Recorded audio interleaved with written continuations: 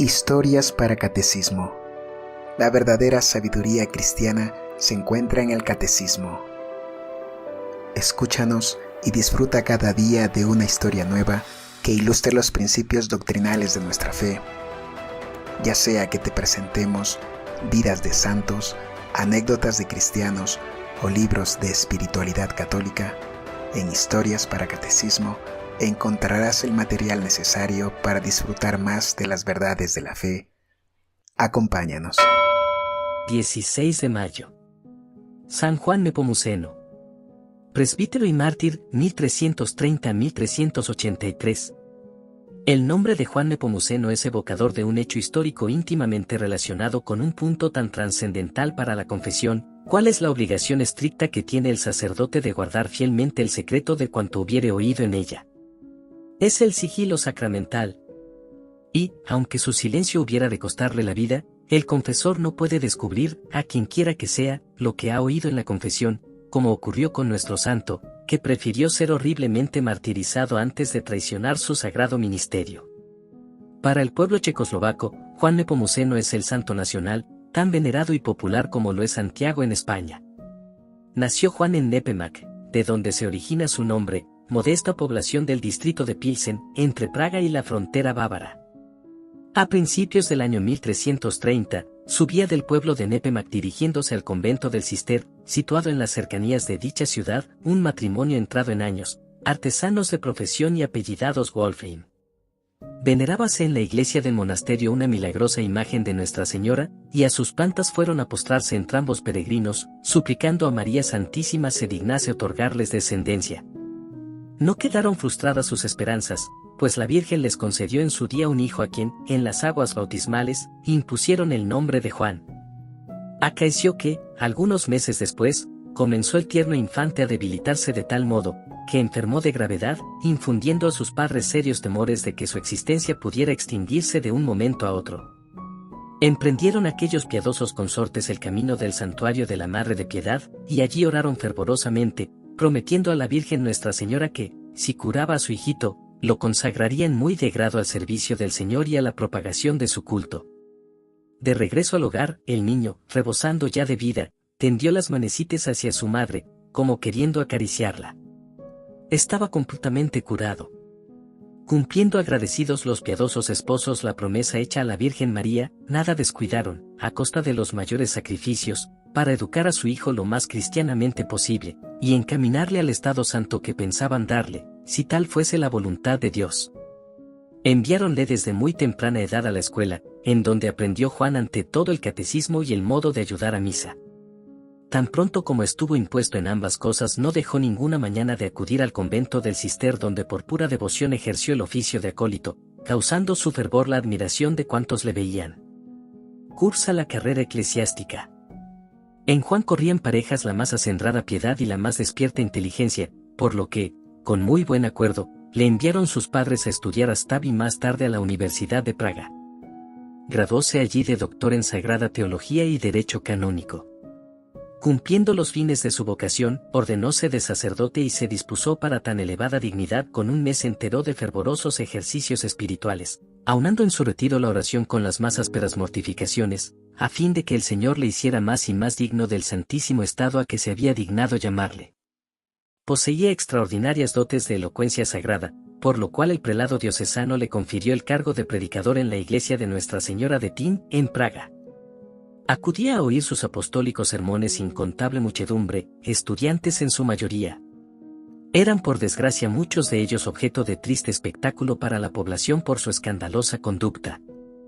Juan fue atrayéndolos poco a poco con su arrebatadora elocuencia, saliendo de sus sermones, aun los más desenfrenados, conmovidos y resueltos a mudar de vida. Resultados tan admirables, debidos a la santidad del predicador, fueron apreciados en su justo valor por el arzobispo y su cabildo, los cuales, bien para premiar sus relevantes servicios, bien para asegurarse el concurso de hombre tan distinguido, nombráronle canónigo de la catedral. Juan mostróse en todo momento dechado perfecto de puntualidad y asistencia al coro, y todo el tiempo que esta ocupación le dejaba libre empleábalo en laborar con inflamado celo por la salvación de las almas. Capellán y limosnero de la corte. Entre el auditorio que, pendiente de los labios del elocuente canónigo, le rodeaba, no era el menos asiduo el propio Wenceslao, hijo y sucesor del emperador Carlos IV de Bohemia, el cual aún no se había mostrado el tirano y perseguidor que aparecerá más adelante, aunque bien se vislumbraban ya en él ciertos desórdenes que le habían de valer, andando el tiempo, los sobrenombres de Beodo y Holgazán. Tenía por compañera a una esposa humilde y santa, la emperatriz Juana de Holanda, hija de Alberto de Baviera, duque de Holanda, y nieta del emperador Luis de Baviera. Excesivamente caprichoso y tornadizo, tan pronto se ve a Wenceslao amar a su esposa con delirio como manifestarle celos y agobiarla de injurias. Hombres de esta índole son a veces capaces de arranques que irresistiblemente los impulsa hacia lo bueno.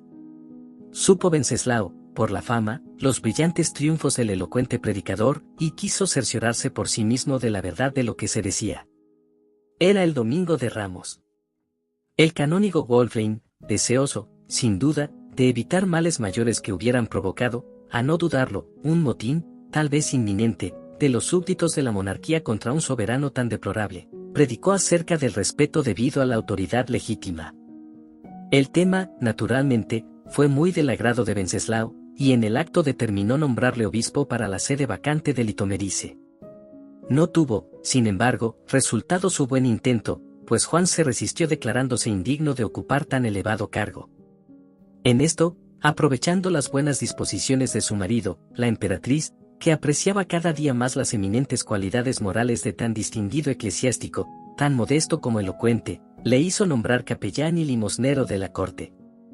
Aceptó en su humildad el siervo de Dios tal ministerio, pensando en el mucho bien que podría realizar entre los príncipes y magnates, con quienes conviviría, y en que quizás pudiera traer al buen sendero al descaminado emperador, y, además, porque le sería dado socorrer a los pobres, de quienes era tan amante. Por de pronto, justificó Juan su título de limosnero, y su aposento vióse trocado en lugar de cita de los pobres y menesterosos. Su ingeniosa caridad descubría las miserias más ocultas, conciliaba los altercados que surgían ya en la corte, ya en la ciudad, apaciguaba las querellas e intervenía favorablemente en los pleitos. Justificó también el de capellano predicador de palacio, pues sus primeros sermones tuvieron la virtud de impresionar fuertemente el alma del emperador, cuyos desórdenes logró atajar por algún tiempo.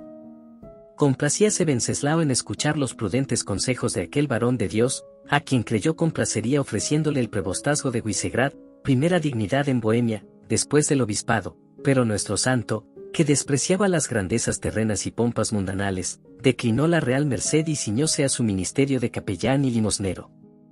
Confesor de la emperatriz.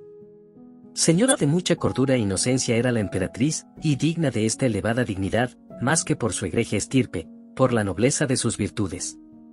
No desdeñaba servir ella misma a los indigentes, mortificábase con ayunos y asperezas y pasaba notable parte de la noche en oración. Eligió por director de su conciencia a Juan Nepomuceno, con cuya dirección fue adelantando en los caminos del Señor. Lloraba como propios los desórdenes de su esposo y procuraba espiarlos con austeridades, pidiendo al cielo por su consorte que, arrastrado por las pasiones y seducido por cortesanos impíos, habíase entregado al más desenfrenado libertinaje.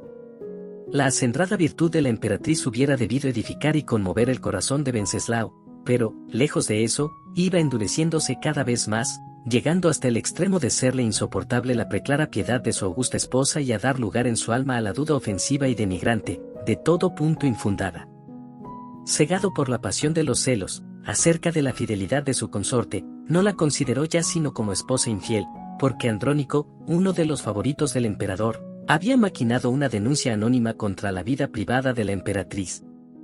Acercóse ésta al día siguiente a la sagrada mesa, y como supiera su tiránico marido que poco antes se había confesado, quiso a todo trance salir de la duda que le atormentaba respecto de su esposa, pretendiendo saber la verdad de los propios labios del confesor, Juan Nepomuceno.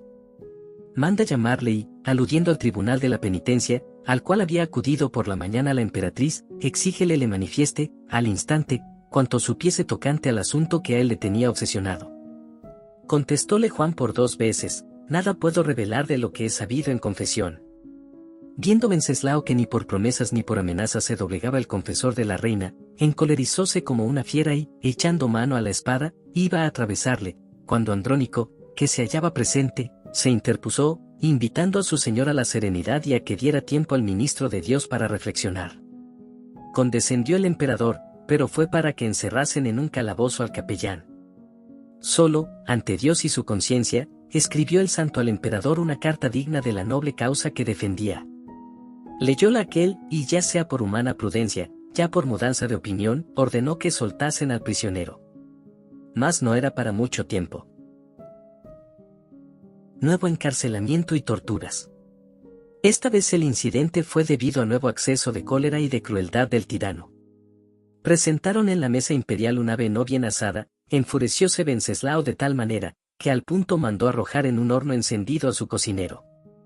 Aterrados quedaron los sirvientes y se resistían a ejecutar tan inicua orden, pero por otra parte temían, no sin fundamento, que si no obedecían fuesen ellos condenados al mismo suplicio.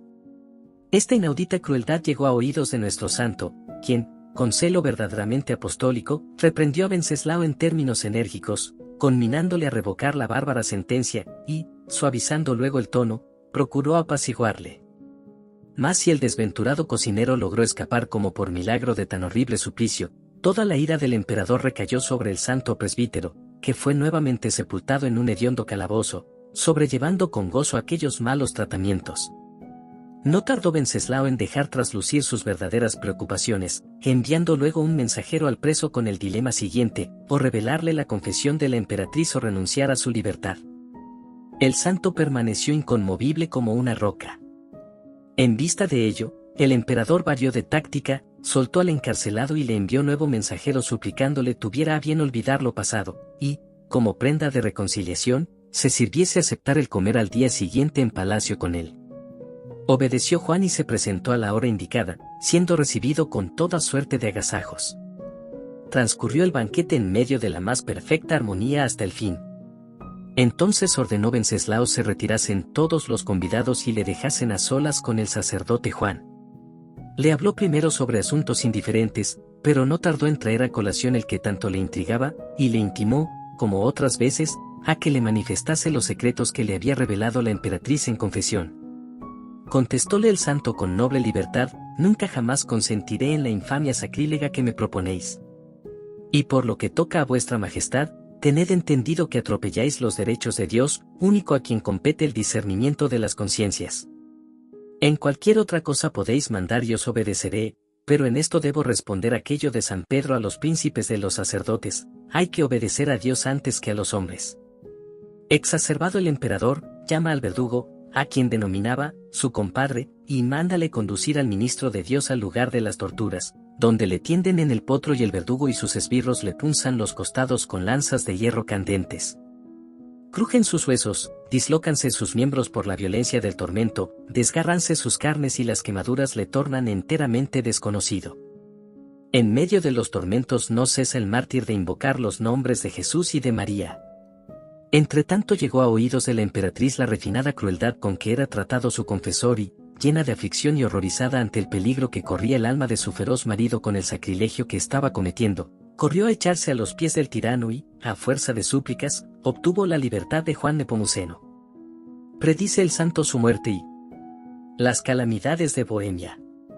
El santo, tranquilo y sereno, salió de la prisión y, así que se cerraron las profundas heridas que había sufrido en su martirio, prosiguió su vida apostólica con más celo que nunca y multiplicó sus buenas obras, a fin de presentarse ante el tribunal de Dios purificado de las imperfecciones inherentes a la naturaleza humana.